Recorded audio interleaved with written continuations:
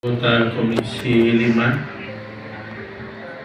yang kami hormati Bapak Kepala Dinas Dikbudpora atau yang mewakili, yang kami hormati Bapak Kepala BKD atau pejabat yang mewakili, yang kami hormati rekan-rekan forum kedua.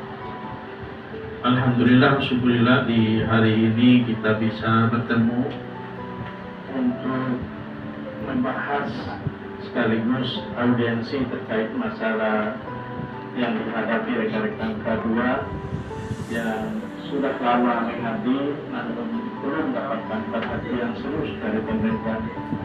Nah, hal ini tentunya menjadi PR dan atensi kita semua. Saya harap teman-teman eksekutif bisa memahami keadaan ini. Aduan kita sudah lama, bahkan sudah ada yang sampai 20 tahun. Nah, tentu ini perhatian. Tapi saya ragu dengan tingkat kehadiran mereka ini saja sudah kita tunggu dari 1 jam, bahkan mau 2 jam. Nah, ini kami menolak keseriusan teman-teman untuk mengurus dengan nurani dan keikhlasan. Mereka ini butuh kerja. Mereka sudah melayani sistem manajemen pendidikan yang ada di sekolah-sekolah. Sudah berapa lama mereka mengabdi di sana. Nah, perhatian mereka ini kemana untuk perhatiannya kepada mereka? Hanya orang-orang dinas saja yang diakomodasi.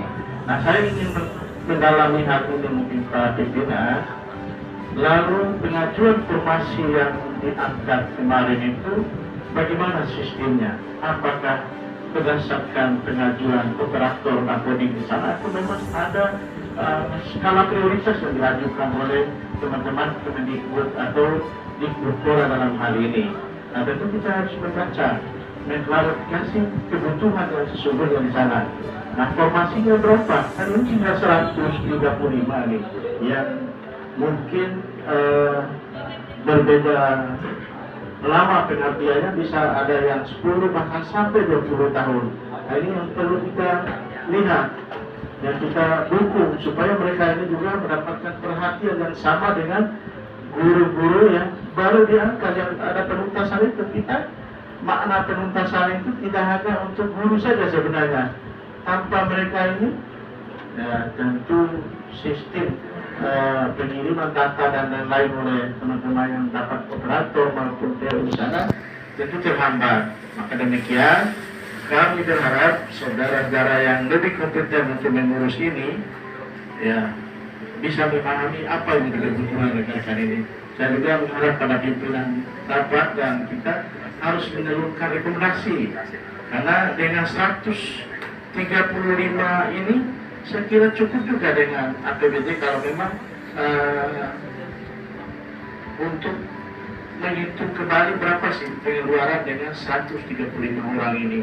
Karena juga memang mereka ini manusia yang butuh penghasilan menghidupkan anak keluarganya dan mereka ini. Saya kira ini Pak Ketua, kita akan dalami dulu sistem manajemen di Dikbudpora maupun sistem pengajuan formasi dari BKD. Terima kasih. Saya sebagai Komisi 1 DPRD Kabupaten Sumbawa itu ada K1 Depak. Jumlahnya 31 orang sudah keluar pengumuman dan mereka tidak masuk. Nah, ini saya sependapat dengan Ibu. Tidak ada cara lain selain Komisi 5 dan instansi terkait yang jumlahnya 135 orang ini itu harus berjuang sampai ke titik terakhir di pusat. Yang 31 K1 Depak waktu itu memang sudah batal, sudah tidak bisa. Yang pertama, kami ke sana itu atas perintah Pak Bupati Sumbawa waktu itu. Kemudian kami berangkat dengan BKD dan Depak. Berangkat ke pusat. Yang pertama kami temui Depak, karena mereka ini menyangkut akan Depak.